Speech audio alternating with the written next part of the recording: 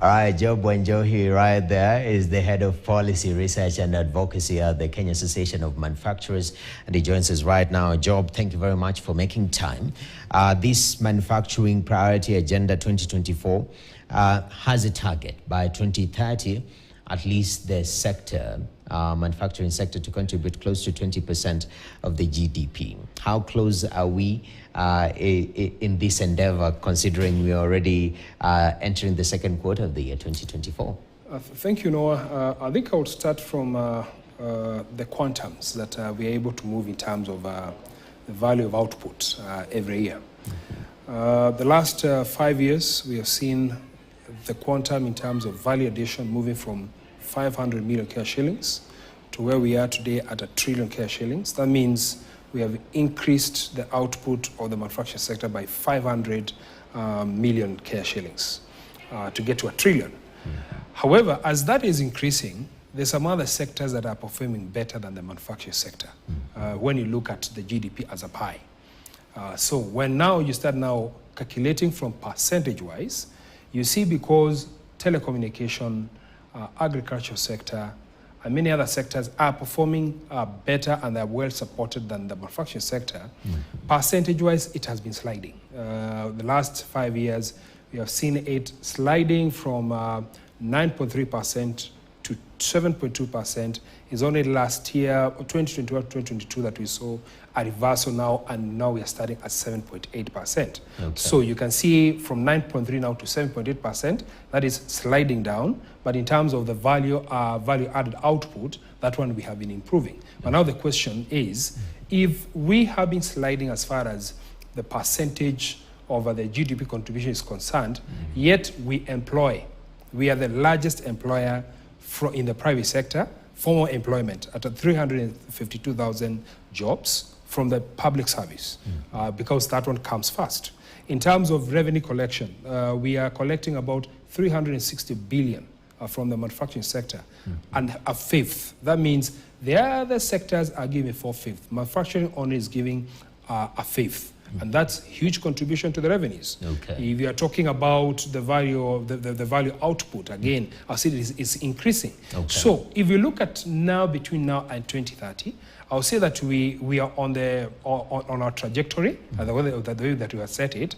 But when we are compared with other sectors, percentage-wise, other sectors are performing better than the manufacturing sector. So other sectors might be growing faster compared to the manufacturing sector. So the metrics have to be, detailed further for you to note if at all we are making progress. Yes. But looking at this MPA that you've released, 2024, you're focusing on 4 key areas. One of the key areas is the issue of global competitiveness. And you say, in the world that we live right now, a globalized world, that if we have conflict in Russia and Ukraine, somehow my food on my plate in Kenya, it gets more expensive. We have to tap into that and be competitive in that space. So far, how are we doing in this tenet? As far as global competitiveness is concerned, I think I need to define what is competitiveness. Competitiveness is an ability to a company to have their factory output at a better pricing compared to other jurisdictions. If we have an output from manufacturing at 2 shillings, let's say probably is a sweet, but in Uganda it is a 3 shillings, the same commodity, then you are defined as competitive, because your goods are less expensive than in other jurisdictions.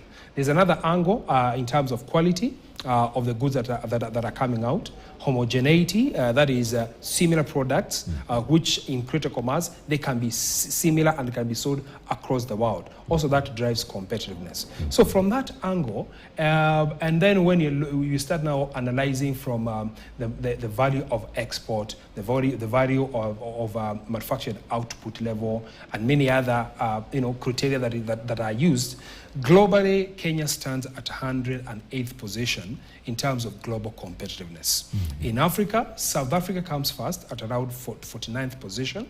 And in East African region, Uganda comes second from Kenya at 123rd position. So within the region, we are better off, But within Africa, we are coming about 6th or 7th position, because even Eswatini, you find such a country is performing better than even the manufacturing sector in Kenya, and so on and so on. Okay. So when you do that regional competitiveness and a global competitiveness, I would say that something needs to be done for the manufacturing sector.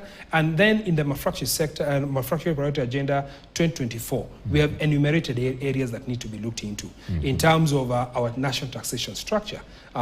Is it punitive? Is it overstretching the taxpayers in a way that if you compare the taxation rate in Kenya for a certain commodity with the taxation rate in Uganda and Tanzania, you find that in Kenya our rate is a bit high. I'll give an example of something called craft paper or craft.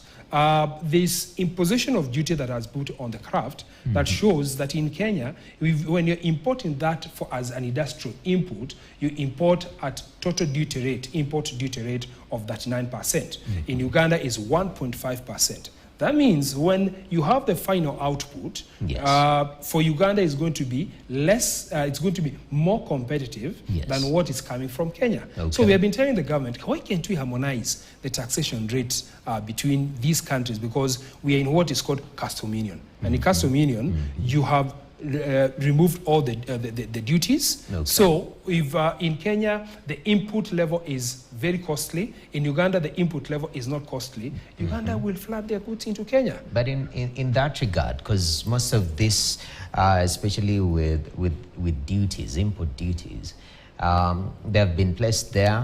One of the reasons that the government gives is promotion of local industry. So for example, for craft paper, is there local production? Can it meet the local demand?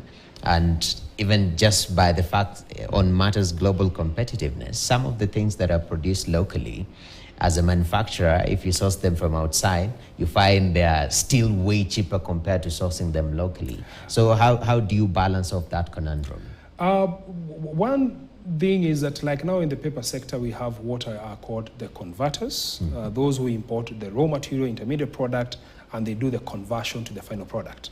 We have also those who are doing the milling from the pulp to the paper, now to the final product.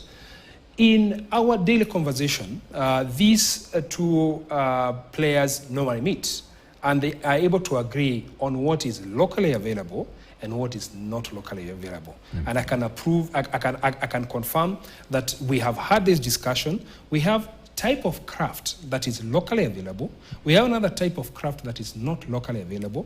Even right now, we are doing a verification exercise on some of the millers to establish whether they have those papers or whether they don't have those papers. So that we can, as a sector, agree on what to impose duty on and what not to impose duty on. So that if duty is imposed, we are not punishing those who cannot be able to get the paper locally. And if duty is imposed, then we are able to protect those who are able to make that paper. It's a very fair process that we undertake within our governance systems. All right. And part of the recommendation, especially changing the taxation system, we saw even with the involvement with the tax bill that we had initially, the participation was quite active, fairly active from across the sectors. And KAM, you are at the forefront of asking these guys, can you tweak this and that? As a sector, do you feel the government hears you? That is one. And are there changes? Are they making progress to adopt some of this recommendation? Yes, we have some recommendations that we had put across, and they were adopted by the government. For instance, when you're talking about the claiming of the input VAT that is charged by Kenya Port Authority. Now it is manufacturers who claim that input VAT. It is not the third party or those who normally clear the goods on their behalf. So that's one area that we saw the government listening. Another one is what we call earning before interest, taxes, depreciation, and amortization, whereby a 30% restriction was put by Finance Act 2022. We went and say, why can't you remove this restriction on local loans, interest on local loans, so that they are claimable 100%? The government listened on that. When we're talking about export services, because there are manufacturing centers here which are hub for the region, whereby you have one engineer here has to export the service to Uganda, to Tanzania, to Ethiopia, because those where the branches are. And we went and told the government, why are you charging 16% export services? Why can't you exempt? So the government listened. Okay. However, as they're listening on one side, there are other areas that they're not listening. Which areas? Like now, there's this discussion around the excess duty that is being imposed on raw materials and intermediate products, which are meant to make final goods for export. Okay. You find that we are unable to claim back that excess duty, and subsequently it makes our goods to be more expensive when we are re-exporting. Okay. That's one. Another one is like now export promotion and investment levy, which was put as 17.5% on some products, which some we have local capacity, but others totally don't have local capacity. So we are engaging the government and telling the government that why can't we revise this rate and see how can we have a rate that is progressive over time, rather than pegging it very high, punishing industries in a way that in a custom union, they are unable now to trade with the neighbors, so that once they put a lower rate, over time, then we can build the internal capacity. Okay, definitely. Yeah. And as we finish up, Mr. Njohi, I know every year you guys come up with very nice recommendations. You engage government, you engage policymakers, which is very, very important. For this year, especially looking at the macros, the way the government has been handling issues that affect us, matters to do with debt, the way we are borrowing, the way we are taxing, because it has that ripple effect.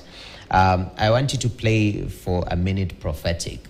How do you think the government might, what are the low-hanging fruits that they can pick on, not only to boost the sector, but also to make, reach their targets that they are aiming, matters to do with taxation and whatnot? How do they balance it off as we finish?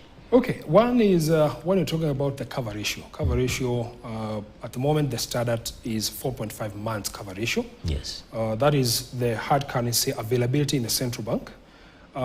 It has depressed. It has gone to about 3.8, 3.7. Tomorrow, we'll be hearing more from the Monetary Policy Committee.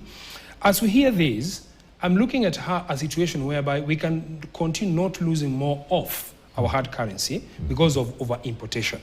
And we have a reverse in terms of exportation. As an association, we have come up with something that is common good for the country, what we call the deep dives. And we have looked at if a manufacturer is here and is making the final product as a textile, how can they connect with the cotton producer down here? And so that one now benefits the farmers. Along the way, you find we'll have an aggregator, we'll have a ginnery, we'll have insurance company benefiting, we'll have the transporter benefiting. And I think that's one area that would come and change the macroeconomic environment of the country in terms of import substitution, in terms of correcting the position on as far as the forex or the exchange between Kenyan shilling and hard currencies is concerned, in terms of redemption of our debts, because sometimes we borrow to buy food externally. In fact, our import bill in terms of food commodities stands at 500 billion Kenya shillings. That's another area that will be collected when we are able to integrate the manufacturing and agriculture sector.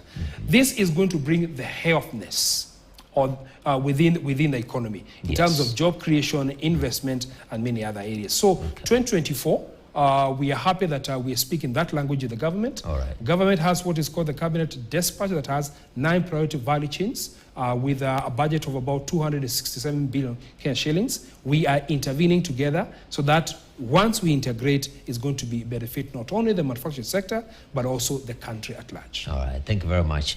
Job Njohi is the Head of Policy, Research and Advocacy at Kenya Association of Manufacturers, and they have just released their Manufacturing Priority Agenda 2024 for the country of Kenya.